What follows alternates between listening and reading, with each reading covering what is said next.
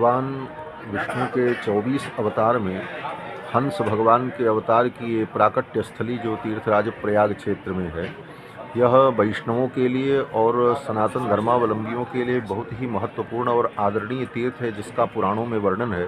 संध्या what जैसा तीर्थ, जहाँ पर संध्या वंदन करने पर संध्या का अगर लोप हो गया है तो उसके प्रायश्चित्त का वहाँ विधान माना जाता है। और वहाँ पर संकष्टहर माधव जो तीर्थराज प्रयाग के 12 माधवों में एक हैं, उस तीर्थ का बहुत बड़ा महत्व है। और अराजक तत्वों ने जो वहाँ पर उसका अतिक्रमण कर रखा है, उस अतिक्रमण को हटाया जाए और उसको अराजक तत्वों से मुक्त कराया जाए, जिससे सनातन धर्मावलंबी अपने अनुकूल वहाँ भगवान की पूजा, आराधना और समर्चा कर सकें। और इसके लिए हम सब लोग साथ में हैं। और आने वाली षटतिला एकादशी को जो यात्रा होनी है, उस यात्रा में हम सभी लोग उसमें सम्मिलित होंगे और वहाँ चल करके भगवान हंसदेव का पूजन करेंगे और दर्शन करेंगे। अगर उनके द्वारा कोई रोकने की प्रक्रिया की गई तो फिर प्रशासन को आकर के उसमें हस्तक्षेप करना होगा और उसे पूजा और यात्रा को सफल बनाना होगा।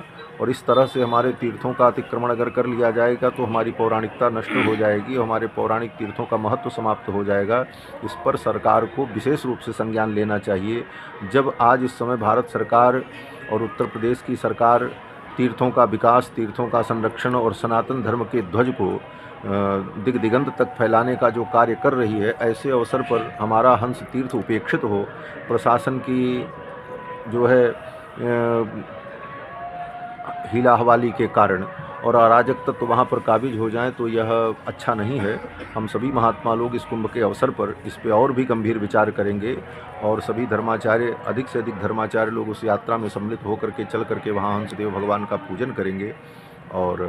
और भी संतों से मैं यही निवेदन करता हूँ, यहाँ तीर्थराज प्रयाग में जो कुंभ होता है, इस कुंभ का उद्देश्य यही है कि सनातन धर्म के ऊपर जो संकट है, सनातन धर्म की जो समस्याएं हैं, उन समस्याओं के निदान के लिए हम आपस में बैठ कर के मंथन करें, विचार करें।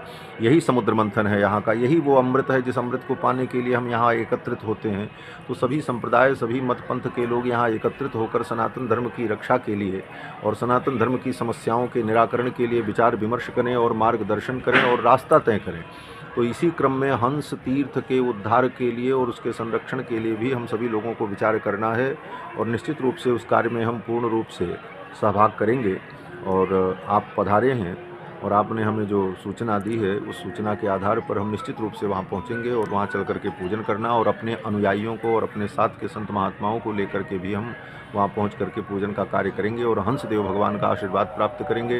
हंसदेव भगवान की कृपा से ही लोगों की बुद्धि शुद्ध होगी, क्योंकि भगवान हंस तो विद्या के स्वरूप हैं। तो हंस भगवान की ही कृपा होगी, तभी इन विधर्मियों की बुद्धि शुद्ध होगी और वहाँ का अतिक्रमण दूर होगा। तो इसके लिए हम सभी लोग भगवान से चलकर प्रार्थना करेंगे और दर्शन करेंगे। महाराज श्री, अभी हमारे प्रधानमंत्री नरेंद्र मोदी जी और मुख्यमंत्री योगी आदित्यनाथ जी अक्षय वट वृक्ष और सरस्वती कूप पर आए, वहां कॉरिडोर का निर्माण भी कराए।